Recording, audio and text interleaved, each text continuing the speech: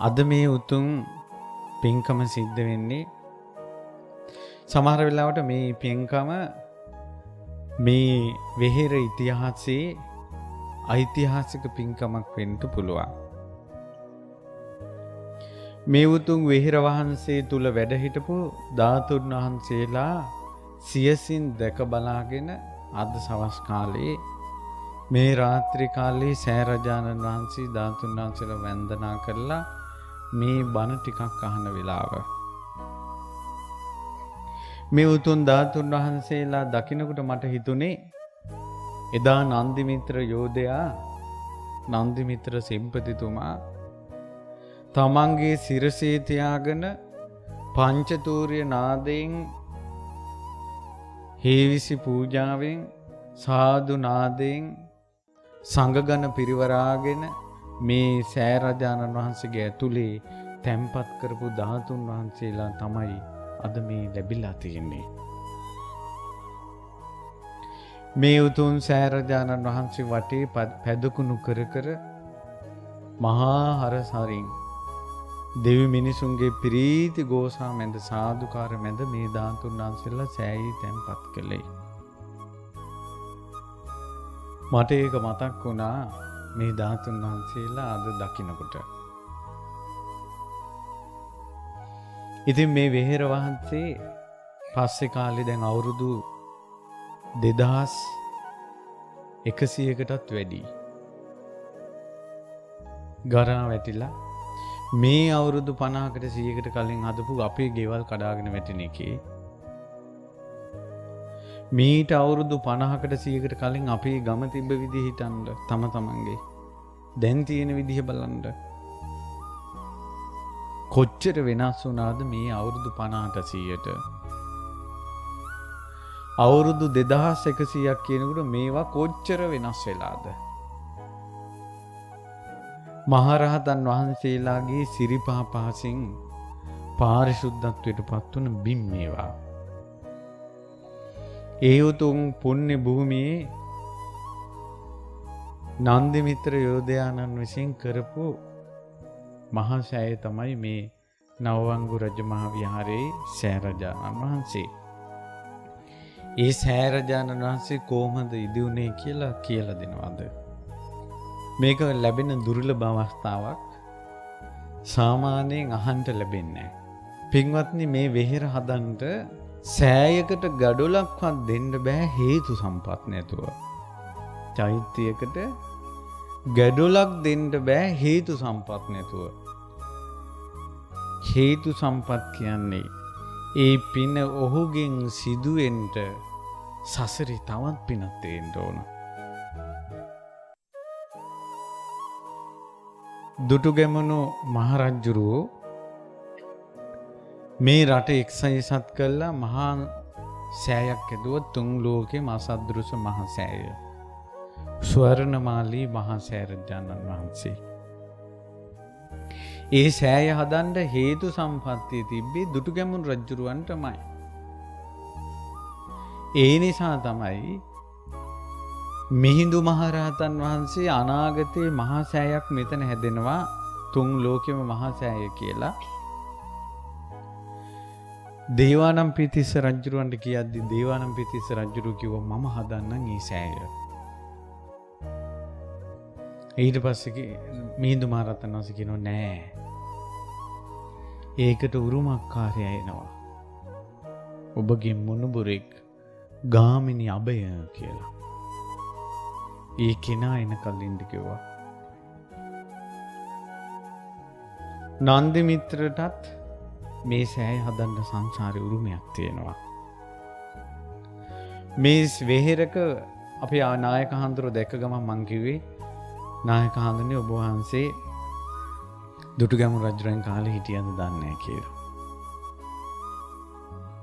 මේවා රැකගෙන බලාගන්නට අනිත් අවුරුදු 1000 ගානකට පස්සේ මේ සෑය කැණීම් කරලා මේ විදිහට වඳින්න උන්වහන්සේගේ කාලයේ මේක සිද්ධ වුණේ. ඒ නිසා අපේ දීරානන්ද හඳුරන්ගෙත් මොකක් හරි හේතු සම්පත්තියක් තියෙනවා.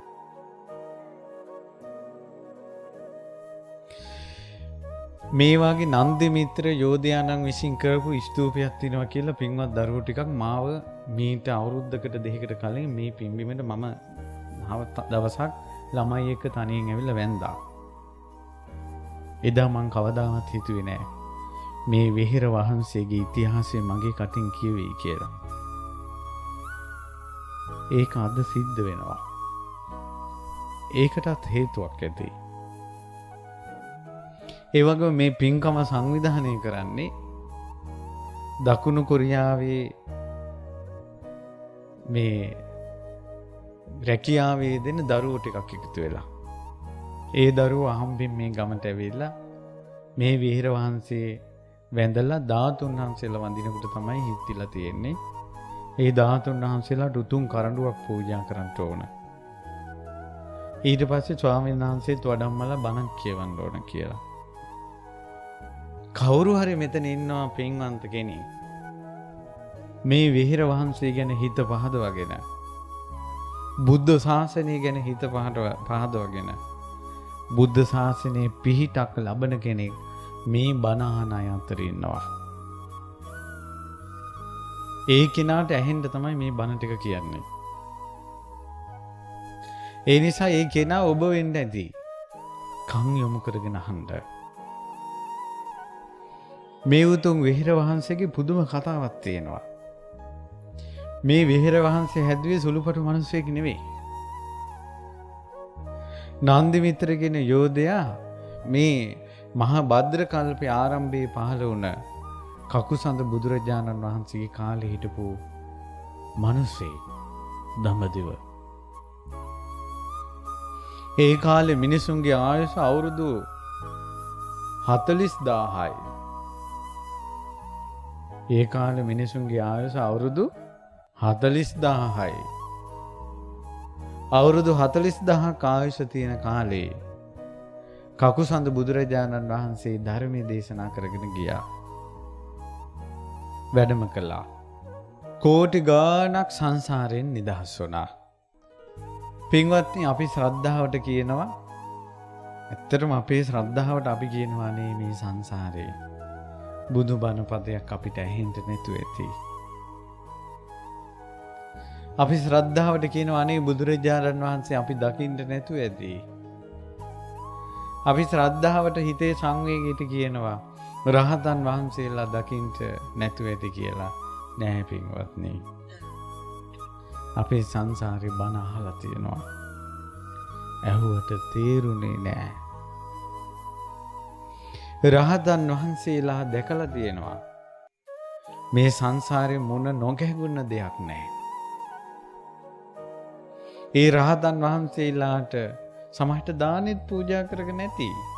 ඒ පිනුත් ගෙවි ගෙවි ගියා. මොහොතක් මේ කාරණාව හිතන්න.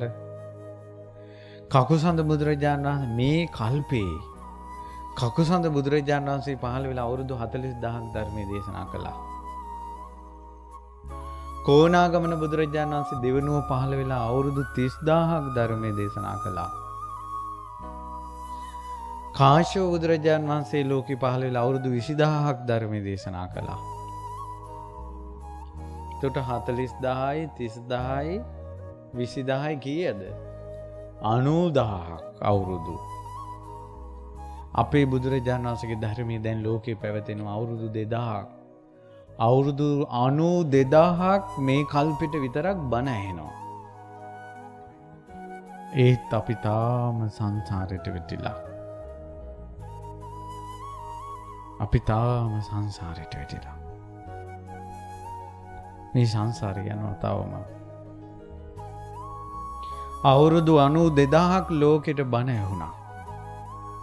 ඒ අතර තමයි මේ පැයක් බණ ඇහෙන්නේ.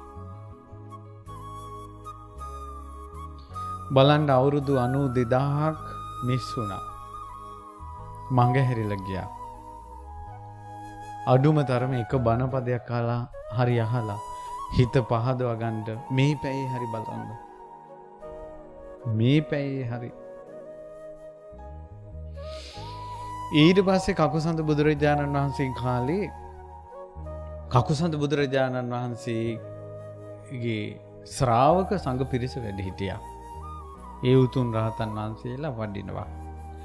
හේන් ගොවිතැන් කරගෙන ඔය ලැබුණ වෙලාවට සතෙක් කාර්ය මරාගෙන ජීවත් වෙන මිනිස්සු හිටියා. මේ මිනිස්සු අතරම තවන් මිනිස්සු ශ්‍රද්ධාවෙන් දානේ අරගෙන ගිහිල්ලා පින්ඩ පාත බෙදනවා රහතන් වහන්සේලාට. වෙහෙරට දානේ අරගෙන යනවා. අර ගමේ හිටපු මිනිස්සෙක් මේක බලාගෙන හිටියා. මේක බලාගෙන ඉඳලා මේ මිනිස්සයා කල්පනා කළා මේ මිනිස්සු උයලා මේ කෑම බීම අරගෙන යන්නේ මේ මහාන වෙලා ඉන්නේ මුන්දලාගේ දරුවෝ වෙන්න ඇති. මේ මහාන වෙලා ඉන්නේ මුන්දලාගේ ඥාතීන් වෙන්න ඇති. එහෙම නැත්තම් මුන්දලාට මොකක් හරි උදව්වක් කරපු අය තමයි ඔය මහා සිවුරු දාගෙන ඉන්නේ. ඒකයි ඔය කණ්ඩ බොණ්ඩ ගෙනියන්නේ කියලා හිතලා කෝකටත් ඕක අහලා බලන්න ඕන කියලා අර දාන බෙදෙන මිනිසුන්ගෙන් ඇහුවා. ඔහෙලා මොකද මේ කණ්ඩ බොණ්ඩ දෙනේවා අර කසාවත් පුරවගෙන එන උන්නාන්සේලාගේ පාත්‍රයට දාන්නේ. ඊට පස්සේ මිනිස්සු කිව්වා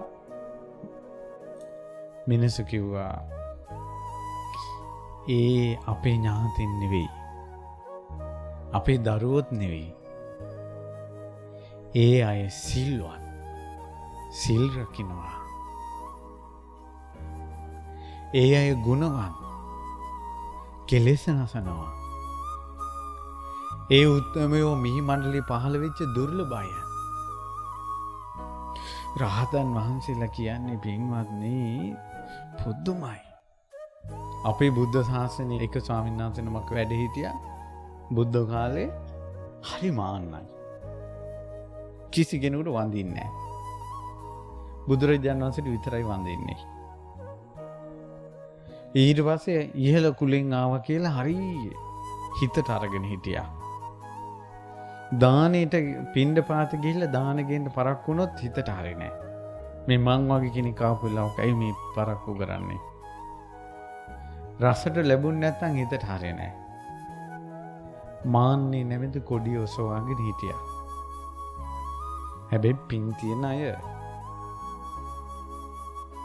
ඔයාලත් ඇති මහා අහංකාරයෙන් මාන්නකාරයෙන් ආඩම්බරයෙන් මිනිස්සු ඇති මේ අතරත් පින් තියෙනවා. හැබැයි ඒ පින ගල් පතුරක් අස්සෙන් ගලන සීතල දියදහරක් වගේ.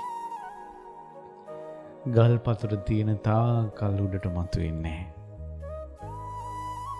ඒ වගේ ඔය මාන්නකාරකම නැති වෙනකල් ඇතුලේ තියෙන පින එන්නේ නැහැ.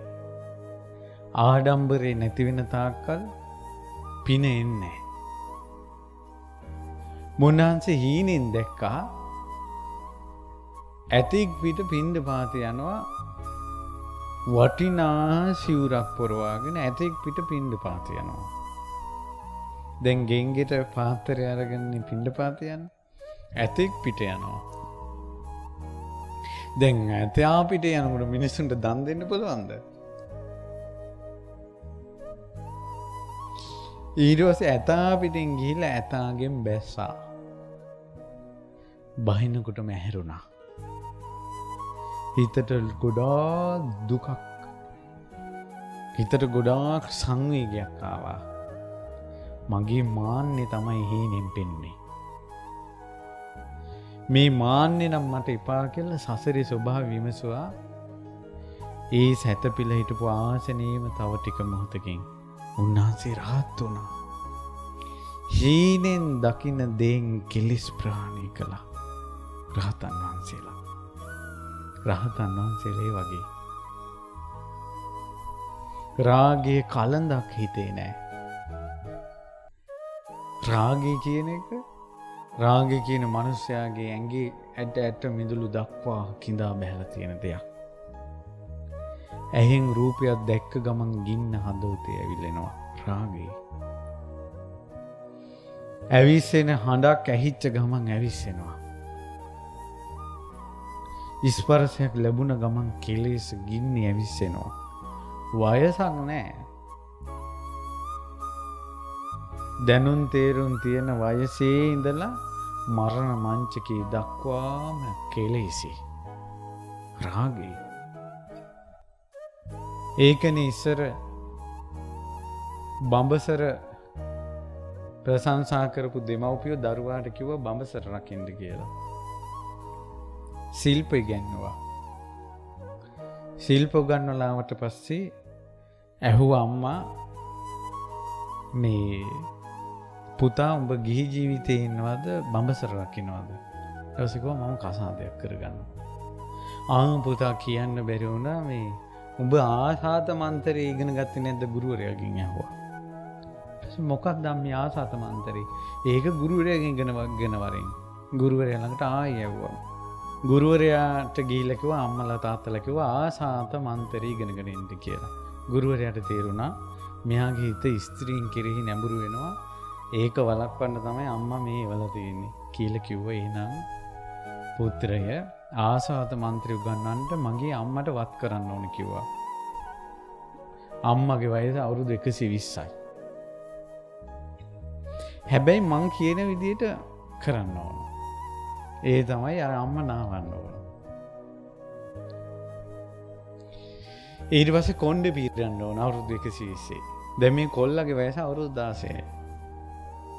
දැන් ඊට පස්සේ කොණ්ඩේ පීරන ගමන් කියන්න කිව්වා අනේ ඔයාගේ කොණ්ඩේ කොච්චර ලස්සනද? තරුණ කාලේ නම් තියෙන්න ඇති මොනර පිල් කලමක් වගේ. අර ආච්චිට ඉතින් මේවා මී පැණි වගේ. ඊට පස්සේ මෝන දිහා බලලා කියන්න කිව්වා අනේ මෝනේ මෙච්චර ලස්සනක් තියෙනවා නම් තරුණ කාලේ නම් දිව්‍යාංගනාවක් වගේ ඉන්නේ. එතකොට ආච්චි කියනවා අනේ ඉන්න මෙයා කියනවා ආච්චි. 120යි වයස. ඊට පස්සේ ඔන්න එදා ඉතින් ඔහොම නාවල කියලා ආය ඊළඟ දවසෙත් ඉන්න ගමන් අත අල්ලගෙන ඇඟිල්ලකුත් මෙරිකා අනේ ඔයා හරි ලස්සනයි මෙයා කියන. ඊට පස්සේ ආච්චි මෝන ගස්සලා කියනවා කෝලං. ආච්චිගේ මෝනේ හිනාව පිරීලා 120යි. දැන් උණු පැන් වලින් නාවනවා ආච්චි. නාවනට අර අවුරුදු 16 තරුණ කොල්ලගේ අතේ පහස ආච්චිගේ ක්ලේශ ගින්න ඇවිස්සුවා. ඊට පස්සේ ආච්චි වෙවුලන අතින් අර කොල්ලගේ අත ඇල්ලුවා. ඊට පස්සේ කොල්ල එකපාරම අත අල්ලගෙන කිව්වා කවුරුත් දකි. ඊට පස්සේ නෑ කියලා දැන් ඔන්න අවුරුදු 120 ආච්චි අවුරුදු 16 කොල්ලත් එක්ක ලව් පළහිලව්වක්.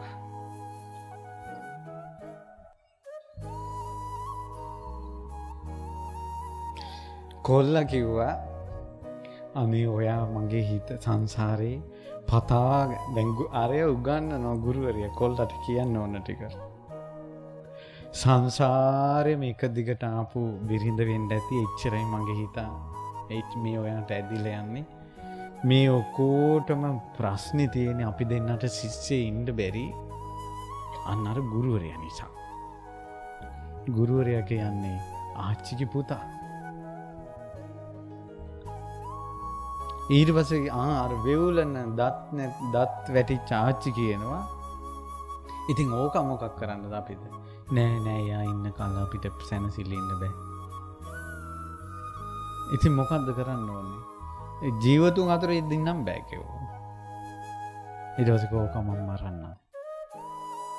ඊට පස්සේ කොල්ලා කිව්වා මට නම් බෑනේ මට උගන්වලා තියෙනවා. මං කරන්නම් කිව්වා. ආච්චි අවුරුදු 16 කොල්ලගේ පහසට ආවුන 120 වයසේ ආච්චි. ඊට පස්සේ කිව්වා කොහොමද මරන්නේ? කිව්වා මම එහෙනම් අපේ ගුරුවරයා නිදා ගන්න ඇඳ ගාවට ලණුවක් දාලා තියන්නම් කිව්වා ආච්චිගේ කාමරේ ඉඳලා.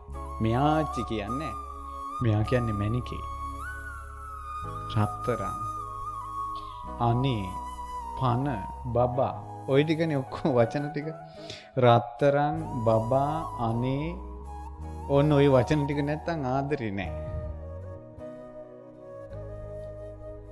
කිව්ව බබෝ අරය නිදාගන්න. බබෝ කියන්නේ මේ අවුරුදු 120යි. හොඳ බබා. ඊට පස්සේ ඇඳ ගාවට ලණුවක් ඇඳා. දැන් ගුරුවරයා ඔක්කොම දන්නවා. ගුරුවරයා එදා නිදාගන්න ඇඳේ කොටයක් තියලා රෙද්දකින් වැහුවා. අර ආච්චි අර කොල්ලට අහුවන හිතෙන් රෑ අර ලණුව අල්ලලා ඇඳ ගාවට ගිහිල්ලා පොරොවෙන් ගැහුවා. පුතා කියලා හිතාගෙන එකපාරම පුතා ඇහුවා අම්මා මොකද මේ දර පලන්නේ කියලා. ඇතිවෙච්ච ලැජ්ජාවටම පපුව පුපුරලා මැරුණා. ගෑනු එපා වුණා. අර අවුරුදු 16 කොල්ලට. බ්‍රහ්මචාරීව කිසිම කාමසේවනයක් නොකළ බඹසර හිතෙන් තනිව ඉඳලා බ්‍රහ්ම ලෝකෙ ගියා. මම මේ කියන්න උත්සාහ කළේ රාගේ එච්චර වයසෙත් තියෙනවා. කාම සංඥාවක් නැති බ්‍රහ්ම ලෝකවල අවුරුදු කල්ප 500ක් ඉඳලා මනුස්ස ලෝකෙ ඉපදුනට පස්සේ රාගය උපදිනවා. එහෙව් රාගේ රහතන් වහන්සේලා නැත්තටම නැති කළා දැම්මා. රාගේ ඒ සිතේ උපදින්නේ. ද්වේෂය උපදින්නේ, මෝහය උපදින්නේ. රහතන් වහන්සේලා ශ්‍රේෂ්ඨයි.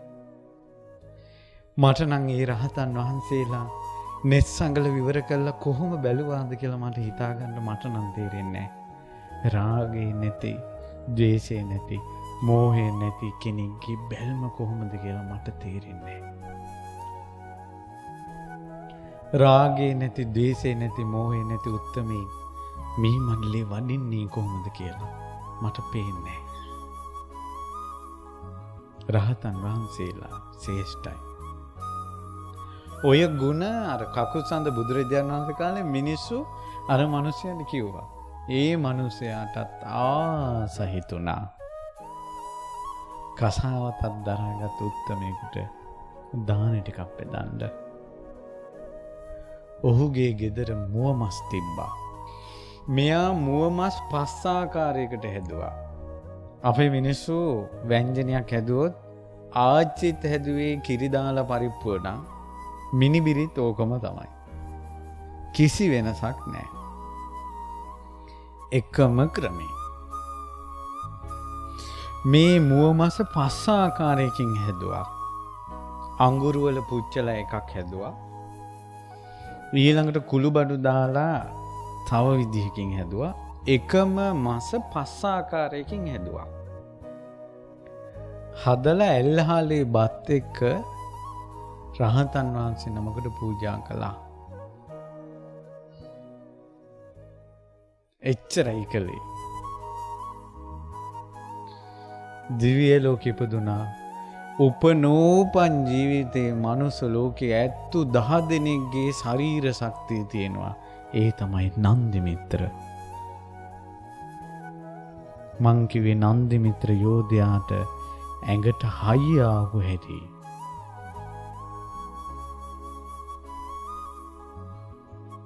ඊළඟට කාශ්‍යප බුද්ධ ශාසනයෙත් ඉපදුනා.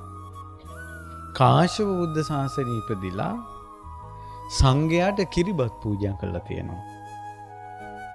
පින්වත්නි, ශරීරයේ හවිහත්තිය තියෙන අය සංසාරේ කරපු පින් මොනවද කියලා බැලුවොත් ඒ පින් අතර තියෙන ওই මාංශ පූජාව. අනිත් එක තියෙනවා කිරිබත් තියෙනවා පූජා කළා. අනිත් එක තමයි සීතලේ ඉන්න අයට පොරවන්න දේවල් පූජා කළා. ඊළඟට ඔය වගේ දේවල් පූජා කරලා. ඒ නිසා ඒ වගේ බල වඩන පින්කම් කරලා මනුස්ස ලෝකෙ ඉපදුනාට පස්සේ හවිහත්තිය. ඊට පස්සේ ඔය විදිහට දැන් බුදුරජාණන් වහන්සේලා මුණ ගැහිලා රහතන් වහන්සේලා මුණ ගැහිලා මෙහෙම පින් කරගෙන හිටපු කෙනා අනුරාධපුරේ නැගිනහිර පැත්තට වෙන්න චිත්තල පබ්බත කියලා ගමක් ඒ කාලේ අද මොකක් කියනවද කියලා අපි දන්නේ නැහැ. ඉපදුනා දරුවෙක් වෙලා මිත්‍ර නම. එතකොට මෙයාගේ මාමත් මිත්‍ර එලාර රජුරුවන්ගේ කාලේ එලාර රජුරුව ගාවේ ඉන්න යුද බටේ.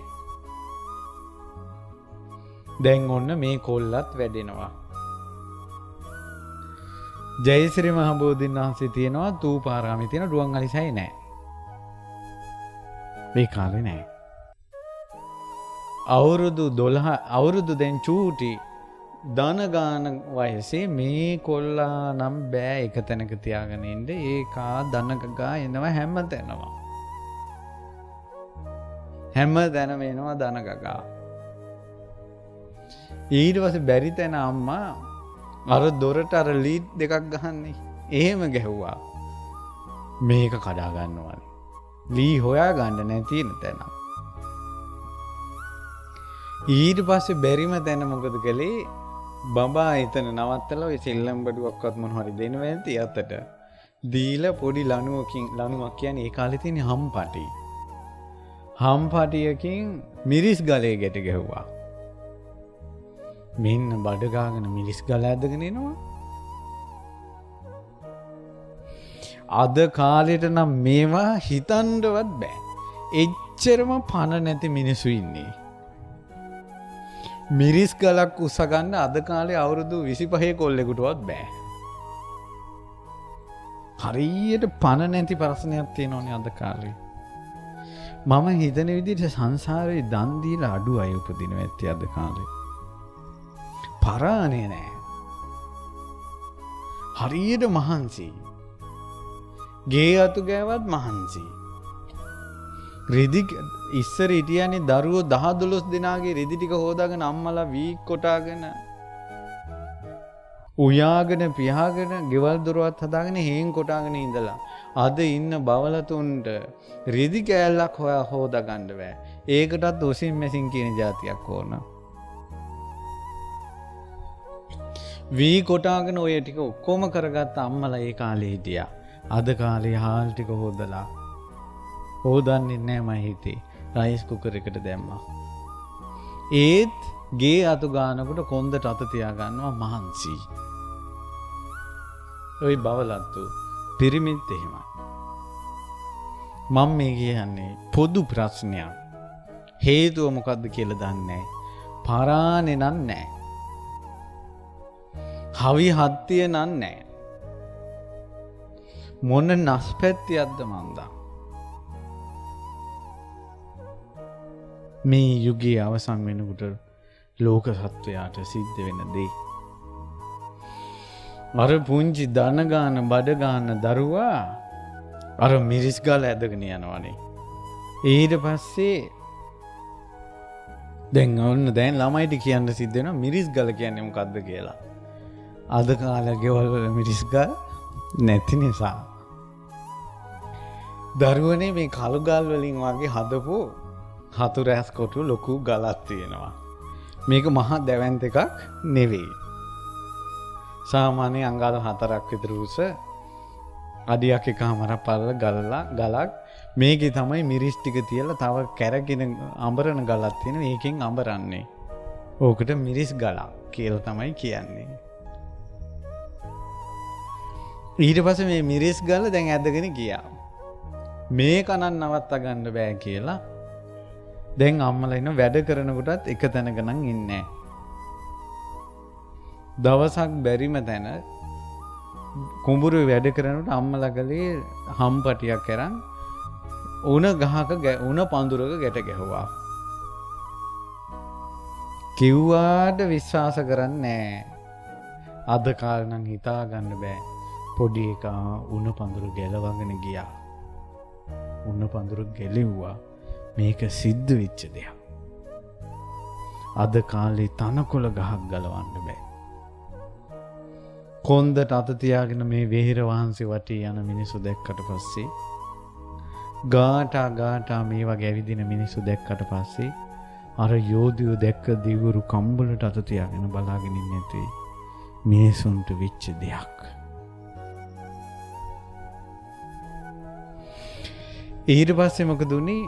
මේ බලන්න සංසාරේ දැන් ඉස්සර ප්‍රණීත නිතරම පාවිච්චි කරපු කෑම තමයි කිරිබත්. ඒක නෙමෙයි කිරිබත් දන් දීලා තියෙන්නේ. කිරිබත් කියන්නේ බල වඩන දෙයක්. හවිය එනවා. අද කිරිබත් කෑවොත් මොකද වෙන්නේ? නිින්ද එනවා. කිරිබත් කෑලි දෙකක් කෑවද දවසේම බුදි. ඒ කියන්නේ බල වඩන ආහාරයක් කාලා ඇඟට දිරව ගන්න බෑ. ඒකයි ඒ ආහාරයෙන් දිරවන්න ඇඟ එක්තෙන් කරනවා. ඇඟට හයිය මදි ඒක කෑම දිරව ගන්න. මේ තමයි මේ පෘථුවි රසය නැති වුණාට පස්සේ සත්වයාගේ ශරීරයේ තියෙන හීන බව. පින්වත්නි අර බැඳලා තිබ වරපටි කඩා ගන්න නිසා ඒ වරපටි වලට නන්දි කියලා කියනවා බඳින එකට. නන්දි මිත්‍ර හරි හවියහත්තේ තියෙන පොඩි එකා. අවුරුදු 12යි.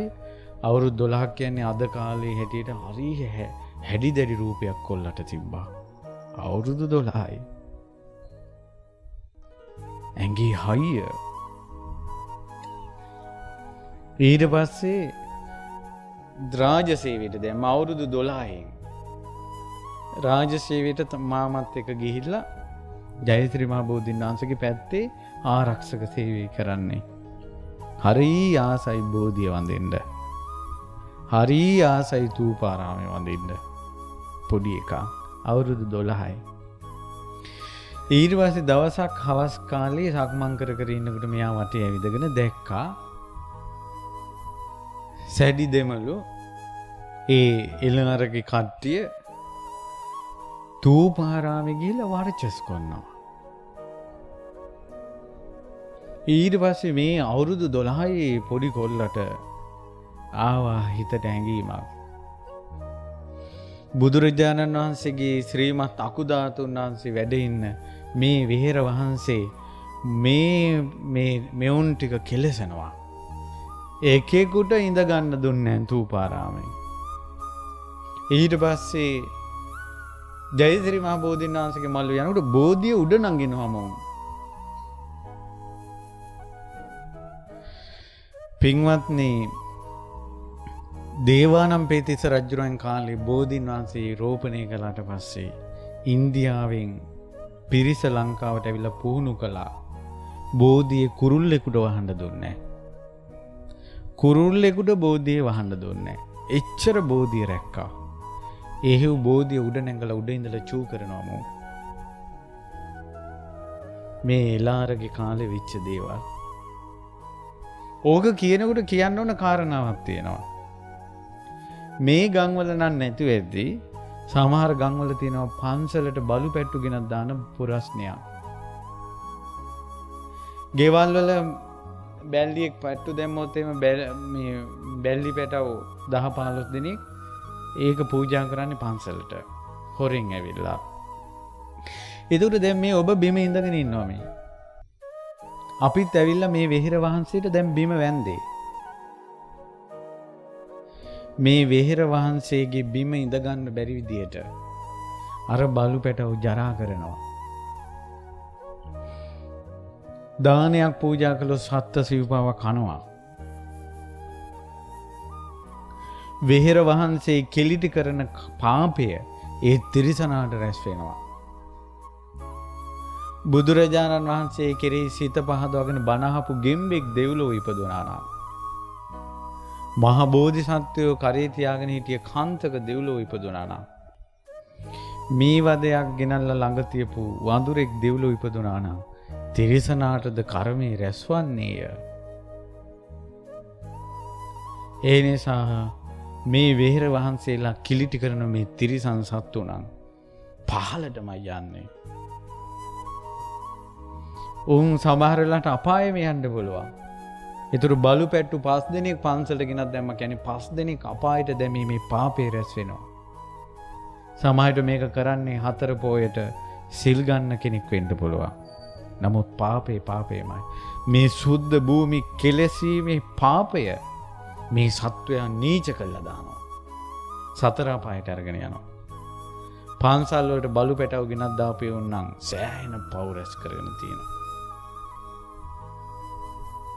සමාව ඇරන් සංඝයාගෙන් වෙහෙර වහන්සේගෙන් බෝධින් වහන්සේගෙන් බෝමලු සෑමලු සුද්ධ කර කර ආයෙත් ජීවිතය අලුතෙන් පටන් ගන්න වෙයි. සමාව ඇරන්. එතකොට නම් අර කර්මයට යනවා.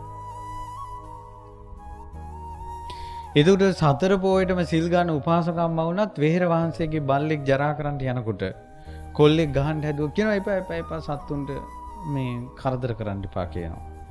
නමුත් අර සතා වෙහෙර වහන්සේගේ ජරා කළා පව් රැස් කරගන්නවා. මේ පන්සල් සුද්ධ භූමිවල පූජනීය භූමිවල සතා සිව්පාවා ගෙනත් දාලා කරන පාපය ගැන ඔය කිව්වෙම කවදාවත් පෙන්වත්නේ බලු පැටවු නම් පූස් පැටවු නම් පන්සලට ගෙනත් දාන්න එපා. පාපයක්මයි. පාපයක්මයි.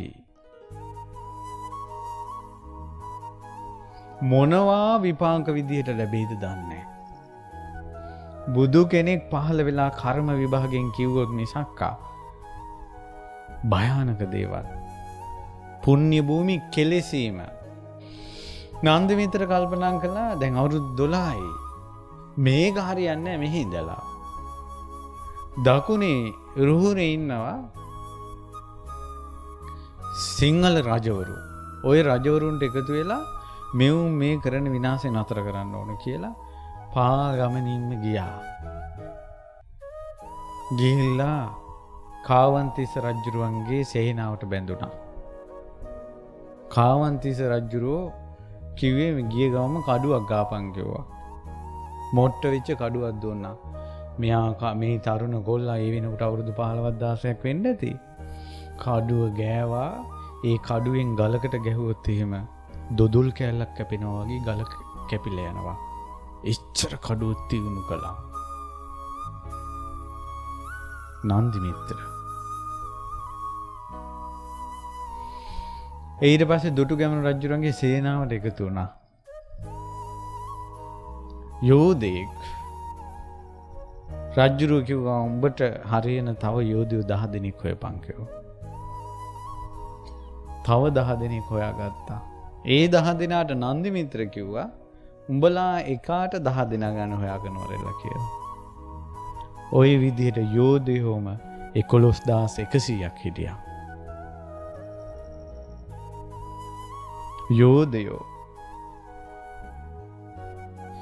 යෝධයෝ කියන්නේ ඇඟපතේ හවි හත්තිය තියෙන යක්කු වගේ උන්. මුළු ලංකාවම පහුගිය දවස්වල කැළඹුණා නේද අර නිට්ටෑවික්කාව කියලා. නන්දි මිත්‍ර වගේ කෙනෙක් කඩුවක් අරන් බැස්සොත් මේ ලංකාවට ආය මේ මුළු මිනිස්සු ඔක්කොම කලන්දේ දානවා. නිට්ටෑව කියන්නේ අවුරුදු අඩි 2-3 කුස ඒ හිටපු පොඩි මිනිස්සු කියලා කියන්නේ. එහෙම එකෙක් හේනකදින් දැක්කා කියලා මේ හැන්දෑවට බවලත්තු ගෙවල් වල දොරට අගුල් දා ගන්නවා. බයට. මට ඒ වෙලාවේ කල්පනා වුණේ යෝධයෝ ගැන. හම්බෝ.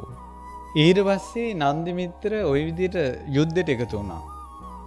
යුද්ධෙට එකතු වෙලා දැන් ඔන්න අමාරුම යුද්ධය. යුද්ධයකදී අතාරින්නේ මම හිතන විදිහට නන්දි මිත්‍රට ඇඟේ සීරුම් පාරක්වත් ඇවිල්ලා නැහැ මේ යුද්ධෙදී. රහතන් වහන්සේලාට දම් බෙදපු පිනට ඇත්තු 10 දෙනෙක්ගේ බලේ විජිතපුර සටනට ආව. විජිතපුර සටනේ හිතා ගන්නවත් බෑ දැන් කොහොමද මේක කරන්නේ කියලා. දුටුගැමුණු රජුරවන්ට ගොඩාක් මේ හදවතේ විශ්වාසවන්තම ළඟම හිටපු ගොඩක්ම කැමති යෝධයා තමයි නන්දි මිත්‍ර. දුටුගැමුණු රජුරන්ට හිතුණා නන්දි මිත්‍ර බය නැතුව අත ගහන්න පුළුවන් නම් මේ යුද්ධෙට නන්දි මිත්‍රම ඇන්ති. දසමහා යෝධයෝ ගැන කවර කතාවද? ඒතර නන්දි මිත්‍රට මේක පුළුවන්ද කියලා මම චෙක් කරන්න ඕන. මම මේක චෙක් කරලා බලන්න ඕන කියලා කඩොල් ඇතාට රාපෝලා කුපිත කරවලා ඒව කොහොමද කරන්න කියලා ඒ අය දන්නවද? අද කාලේ ඇත්තුත් එක්ක සම්බන්ධයක් මිනිසුන්ට නෑනේ. අපි ඇතෙත් දකින්නේ පෙරහැරකටනේ. ඒ කාලේ ඇත්තු. ඊට පස්සේ ඇතා කුපිත කරවලා නන්දි මිත්‍ර රාජ්‍ය සභාවට එන්න පාරටම දැම්මා. නාලාගිරිය වගේ කඩොල් ඇතා. නාලාගිරි වගේ. වෙන උපමා කුමටද?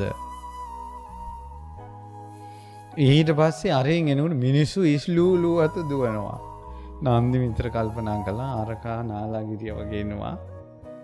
මමත් දිව්වොත් එහෙම මං යෝධයෙක්ද? මං මිනිහෙක්ද බං කියලා හිටියනේ පාරමෙන්ද?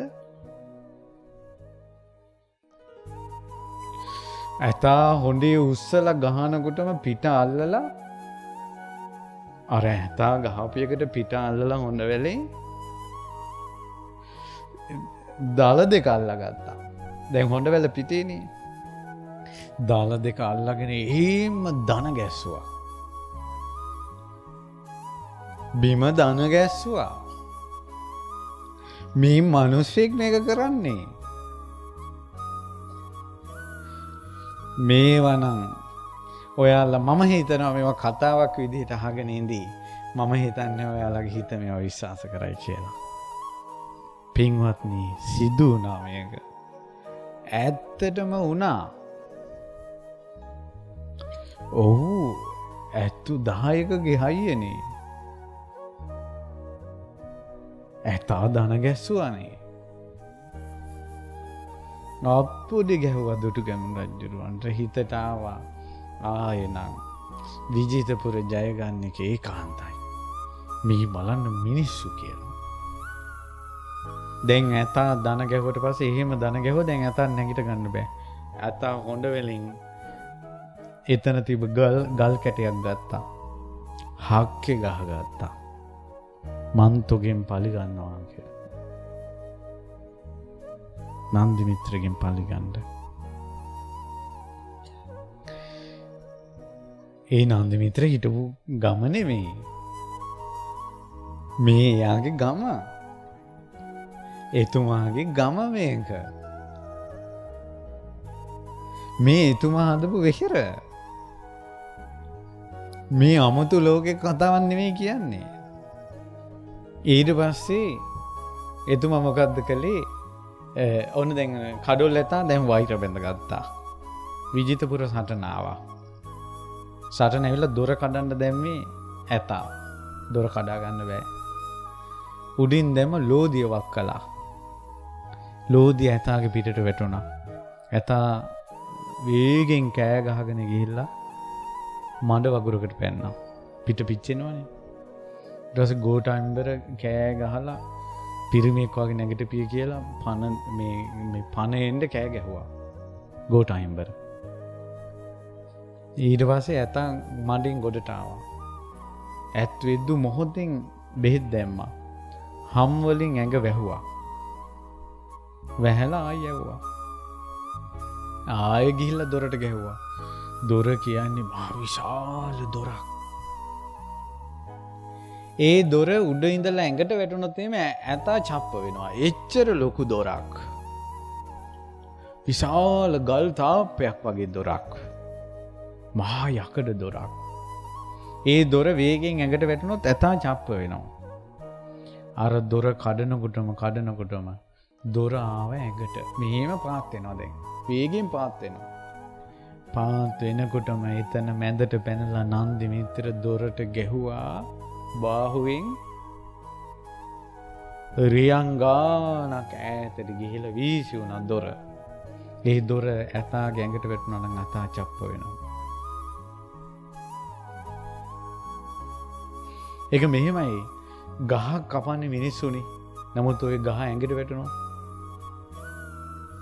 ඒ වගේ තමයි දොර කැඩුවේ ඇතා. නමුත් ඇතා ගැඟට වැටෙනවා නම් ඉවරයි. ඇතා මේක දැක්කා.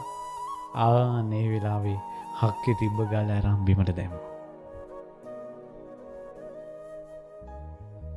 වෛරය අත්හැරියා. නන්දි මිත්‍ර දිහා බලාගෙන හිටියා. මගේ පිටට නැගපාන් කියලා. කඩොල් ඇතා කාටවත් පිටට නගින්න දෙන්නේ නැහැ. රජුරු විතරයි තියාගන්න.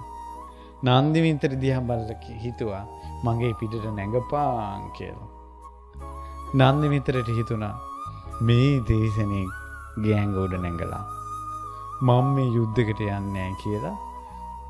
නන්දි මිත්‍ර වේගෙන් කරණමක් ගහලා අර විජිතපුර ප්‍රාකාරයට බාහුවෙන් ගැහුවා. අර ප්‍රාකාරයේ දෙදරලා වීසි වුණා.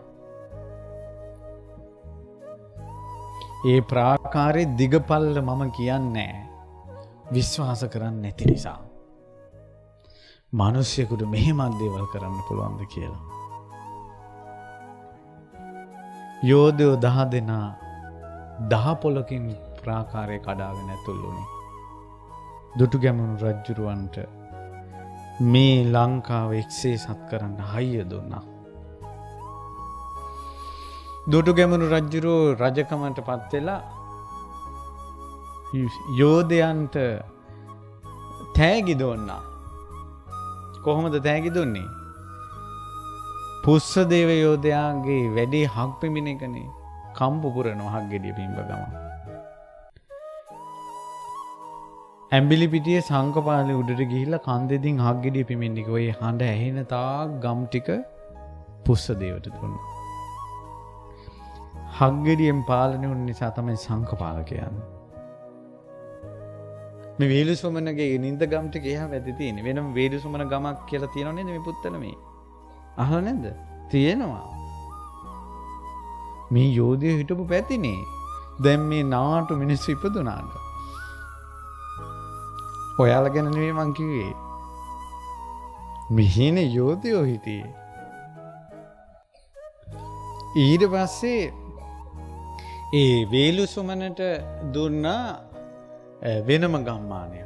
මේ නන්දි මිත්‍රට දුන්නා දැදුරුවේ ඇසුරේ තියෙන මේ ගම් ටික. මේ ගම් ටික ඔක්කොම නන්දි මිත්‍රට දුන්නා. මේ දුටුගැමුණු රජුරෝ විසින් මහා රාජ හරසරින් නන්දි මිත්‍රට පවරපු භූමි. අද මේ ගම් වල ඉන්න මිනිස්සු ගොවිතැන්පත් කරගෙන නන්දි මිත්‍රව සිහි කරන්නේ. ඒ සාපේ මිනිසුන්ට වැදුනට පස්සේ බහුභෝග හරියන්නේ නැහැ. ගෙවල් වල සැනසෙල්ලක් නැහැ. හේතුව මේවා රහතන් වහන්සේලාගේ යුගයේ නන්දි මිත්‍ර සෙම්පතිතුමාට නිඳගම් කරලා දුන්නේවා. ඉතින් නන්දි මිත්‍ර මේ ප්‍රදේශයේ සැරිසරුවා. නන්දි මිත්‍රයි දුටුගැමුණු රජුගේ කොච්චර හිතවත්ද කියනවනම් දුටුගැමුණු රජුරන්ගේ දුව තමයි නන්දි මිත්‍රගේ පුතාට විවාහ කරලා දුන්නේ. එච්චර රජ පවුලත් එක්ක තිබ්බ සම්බන්ධය. ස්වර්ණමාලි මහසෑය රජාණන් වහන්සේ හදනකොට පොළොවට අඩි 10කට වැඩිය පොළොව හැරුවා භූමියේ. ඒ පස් කූඩ වලින් ගිහිලා ඈතට විසිකලේ නන්දි මිත්‍ර ආදී යෝධයෝ. ඒ බිමට දාන ගල් ලෝහ රන් රිදී මුතුමැණික් තලතලා භූමිය සමතලා කළේ යෝධයෝ. එකින් එක ගැඩොල් තියතියන් ගැඩොල් කඳු ගහලා මහසෑයට දරදී ඇද්දේ යෝධයෝ. මේ නන්දි මිත්‍රගේ අතින් ස්වර්ණමාලී මහසෑයේ ගැඩොල් තිබ්බා. නන්දි මිත්‍ර මේ මහා පින් කරගත්තා. ඔවුන්ගේ සිතට අර ප්‍රාණඝාතය කරපු දේවල් හිතට එනකොට ඔවුන්ගේ හිත බේරගත්ත අය කෙනෙක් හිටියා. ඒ හිතට පරණේ වයින්නවනේ. ඒවා අමතක කරවපු ස්වාමීන් වහන්සේ නමක් හිටියා. ඒ මහරහතන් වහන්සේගේ නම සිද්ධාර්ථ. සිද්ධාර්ථ මහරහතන් වහන්සේ නන්දි මිත්‍රට කිව්වා, නන්දි මිත්‍ර උඹ මෛත්‍රී බුද්ධ ශාසනයේ මෛත්‍රී බුදුරජාණන් වහන්සේ ළඟ මහාන වෙලා රහත් වෙනවා කියලා. දිවසින් බලලා ඒකම ඇති. ඒකාන්තයෙන් ඒ නන්දි මිත්‍ර දැන් ඉන්නේ තුසිතේ. ඔවුන් මෛත්‍රී බුද්ධ ශාසනයේ මනුස්ස ලෝකෙ ඉපදිලා මහාන වෙලා අරහත්ත්වයට පත් වෙනවා. ඒ දුටුගැමුණු රජුරෝ තමයි ප්‍රඥාවෙන් අග්‍ර ශ්‍රාවකයා. ඒ සද්ධාතිස්ස රජුරෝ තමයි 이르දියෙන් අග්‍ර ශ්‍රාවකයන් වහන්සේ. ඒ ශාලිය කුමාරයා තමයි මේ බුද්ධ ශාසනයේ පුත්‍ර රත්නය වෙන්නේ. ඒ කාවන්තිස්ස රජුරෝ තමයි මෛත්‍රී බුදුරජාණන් වහන්සේගේ තාත්තා වෙන්නේ. විහාර මහදේවි තමයි මෛත්‍රී බුදුරජාණන් වහන්සේගේ මව් වෙන්නේ. මේ යෝධයෝ ටික තමයි දසමහා යෝධයෝ. අතරින් ගෝඨායිම්බර අරහත්ත්වයට පත් වුණා. ලබිහ වසඹ මට මතක හැටියට අරහත්ත්වයට පත් වුණා. පුස්ස දේවයන් අරහත්ත්වයට පත් වුණා. අනිත් තේරපුත්තාභය අරහත්ත්වයට පත් වුණා. ඒ ඉතුරු වෙච්ච පිරිස වේලු සොමනාදී ඉතුරු වෙච්ච පිරිස මෛත්‍රී බුද්ධ ශාසනය නිකලෙස් වෙනවා. බුද්ධ ශාසනය රැකගත්ත නිසා ජාතියත් ආගමත් වෙනුවෙන් සම්බුද්ධ ශාසනය වෙනුවෙන් දිවි බුදුබු නිසා කොච්චර රට ජාති ආගම වෙනුවෙන් මිනිස්යාගේ හිතේ හැඟීමක් එනවද? අද නෑ. අද ඕනම දෙයක් පාවලා දෙයි. මේ බලන්න මේ උත්තමයෝ විහිරවල් හදද්දී ඇත්තු 10ක් බල තියෙන උත්තමයෝ මේ වගේ විහිරවල් හදද්දී කිසිම පණක් නැති මිනිස්සු ටිකක් එකතු වෙලා මේක හාරා ඇතුළේ තියෙනවා ගන්න බලලා. මීට අවුරුදු 100කට විතර කලින් මේවා හාරලා පිට රටින් ආපයෝ සුද්දන්ගේ කාසි තිබිලා මේ සෑය ඇතුලේ හාරලා අනේ මොකද්දෝ පිනකට ධාතු කරඬු ඉතුරු වෙලා මේ ධාතුන් අතර හම්බ වුණා. දුටුගැමුණු රජුරුවන්ගේ කඩොල් ඇතාට රත්තරන් දන් වෙලක් දැම්මා. දුටුගැමුණු රජුරුවෝ මම ශ්‍රී සම්බුද්ධ ශාසනය වෙනුවෙන් නම් මේ සංග්‍රාමය කරන්නේ. කඩු දිලිසේවා කියලා හිතනකොට දිලිසුණු කඩුවත් ඒ කඩොල් ඇතාට දම්පු දන් වෙලත් මේ සෑයේ පතුලේ නිදන් කරලා තියෙනවා. ඒකයි මේ වෙහෙරේ විශේෂය. මේවා රැක ගන්න ඕන දේවල්. එක කරඬුවක් හම්බුනාට තව ධාතු කරඬු ඇතුලේ වැඩ ඉන්නවා. වඳින්න ඕන, පුදන්න ඕන. කිරියාර හදලා පුදන්න ඕන. පළතුරු ගෙනල්ලා පුදන්න ඕන. අස්වැන්නේ පළවෙනි කොටස පුදන්න ඕන. මේවා නන්දි මිත්‍රට හම්බෙච්ච භූමි. මේ පැත්තක් බැලූ අත ඈතට නන්දි මිත්‍රට දුන්නේවා. ඒතර ඒ වගේ තමයි මේ මිනිස්සු ඉන්නේ. ගෝවිතනක් බතක් කරලා කළාට පස්සේ ඒකේ අග්‍රභාගයෙන් කොටසක් වෙහෙරට වෙන් කරන්නේ නැත්තම් ඒක නම් සාපයක්. ඒකයි පින්වත්නි. දැන් බලන්න කොච්චර වැරදිලාද කියලා. ඒ නිසා අද මේ කරපු වන්දනාවෙන් පස්සේවත් කිරියාර ටිකක් පුදන්න. කිරියාර කිරිබත් පුදන අයට සංසාරේ ඇඟපතේ ජවයෙන්ට පිං රැස් වෙනවා. ওই දරුවෝ කන්නේ බොන්නේ නැත්තම් නාටු වෙලා නම් ඇඟේ පතේ හයිය නැත්තම් ඒ වෙනුවෙන් බාහිරින් කළ යුතු පිනක් විදිහට කරන්ට ශීර පායාස පූජාව. විහිර වහන්සේට කවදාවත් මේ විහිර වහන්සේට පාදික් කරන්න එපා. බුදු කෙනෙකුට පාදික් කළා වගේ. මතකද රුවන්වැලි සෑයට පාදික් කරපු ආච්චි කෙනෙක් මැරිලා පෙරේත ලෝකෙ ඉපදුනා. කවදාවත් චෛත්‍යයට පාදික් කරන්න එපා. මේ සෑමලු ඇවිල්ලා අනවශ්‍ය දේවල් කතා කරන්න එපා. මහා පින්වන්තයෝ හදපු විහෙරවල් මේවා. ඒ නිසා පුළුවන් තරම් පින් කරගන්න.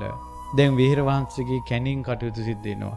මේ මළුවේ වල් පැලවෙන්න දෙන්න එපා. මේ 2017 කැණීම් කරලා තමයි මේ විහෙර වංශය මේ විදිහට මතු කරගත්තේ. ඒ තාක් වල් බිහි වෙලා වල් බිහුණී සිංහල මිනිසුන්ගේ ගුණවත්කම්. වල් බිහුණේ වෙහෙර නෙවෙයි, ගරහ වැටුනේ වෙහෙර නෙවෙයි. ගරහ වැටුනේ සිංහලකම. බෞද්ධකම. ඒවා ගරහ වැටිලා තිබ්බේ. ඒ නිසා පුළුවන් තරම් පින් කරගන්න උතුම් පුණ්‍ය පද්මයක් මේ වෙහෙර වහන්සේට වැඳ වැඳ පුද පුදා බුදු ගුණ කියා පින් කරගන්න. දැන් පිටගම් වල මිනිස්සු එන්න සිද්ධ වුණා ධාතු කරඬුවක් පූජා කරන්න මෙහෙට. මේ පිට මිනිස්සු ගම් වල මිනිසුන්ට එකතු වෙලා ඇයි මේවා කරගන්න බැරි? ඒ නිසා මේ විදිහට නොදන්නා කම නිසා ගොඩාක් පින් මිනිසුන්ගෙන් වැහැරිලා යනවා. ඒ නිසා පින්වත්නි පුළුවන් තරම් කුසල් කරන්න. පුළුවන් තරම් පින් කරගන්න. මේ වෙහෙර වහන්සේ අමතක කරන්න එපා. නන්දි මිත්‍ර දෙවිඳුන්ට පින් දෙන එක අමතක කරන්න එපා.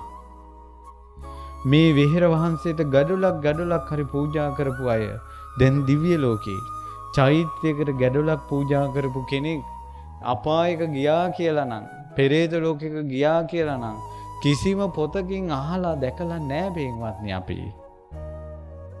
නමුත් මෙසේ අසා තිබෙනවා.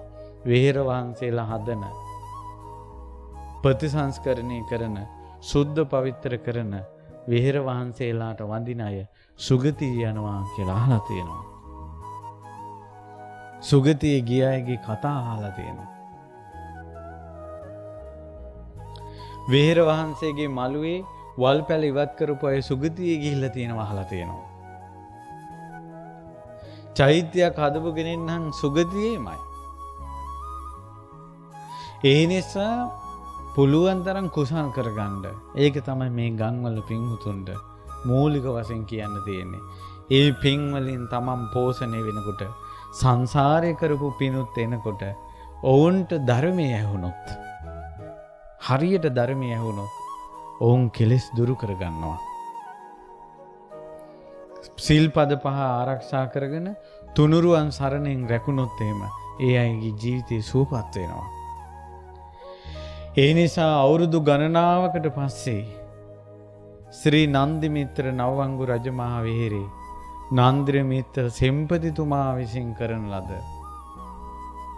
මේ උතුම් විහෙරේ මේ උතුම් සෑරජන් වහන්සේට වැඳලා නන්දි මිත්‍ර සෙම්පතිතුමාට ස්තුති පූජා විදිහට, ඇත්තටම සත්පුරුෂයන්ගේ ගුණ කියන එක පිනක්. එතුමාට ස්තුති පූජාව කරලා බුද්ධ ශාසනය රැකගන්න එක වටිනවා. ශාසනය වෙනුවෙන් යමක් කරනකොට ඒ පින ප්‍රබලයි කියන බණපදය ඇහුවා. තුනුරුවන්ට අගෞරව කිරීම පාපයක්, තුනුරුවන්ට ගෞරව කිරීම පිනක් කියලා ඇහුවා. කෙලෙහි ගුණ මතක තියෙන එක පිනක් කියලා ඇහුවා. කෙලෙහි ගුණ අමතක කිරීම සාපයක් කියලා ඇහුවා. මුල අමතක කිරීම සාපයක් කියලා ඇහුවා. මුල සිහි කරන එක පිනක් කියලා ඇහුවා. ඒවා හොඳට මතක තියාගෙන අද උතුම් ධාතුන් වහන්සේලා වන්දනා කරලා මහා සෑය වන්දනා කරපු පින් බලෙන් ඔබගේ ජීවිතේ සුවපත් වේවා, සුවපත් වේවා, සුවපත් වේවා. උතුම් වෙහෙර වහන්සේගේ අනුහසෙන්, ධාතුන් වහන්සේලාගේ අනුහසෙන් ඔබගේ ජීවිතේ උතුම් බුද්ධ රත්නයේ කෙරෙහි සිතේ පහන් බව ඇති කරගෙන, ධර්ම රත්නයේ කෙරෙහි පහන් බව ඇති කරගෙන, සංඝ රත්නයේ කෙරෙහි පහන් බව ඇති කරගෙන, තුනුරුවන්ගේ ගුණ සිහි කර කර තුනුරුවන් සරණගේ උපාසක පිරිසක් විදිහට පංචශීලයේ සිල්පද ආරක්ෂා කරගෙන, තුනුරුවන් සරණයි සීලයයි ජීවය කරගෙන මේ ගෞතම බුද්ධ ශාසනයේ පිහිට පිළිසරණ ලබන්නට ඔබ සියලු දෙනාට මේ උතුම් වෙහෙරේ ධාතුන් වහන්සේලාගේ ආශිර්වාද සැලසේවා කියලා සිත පතනවා.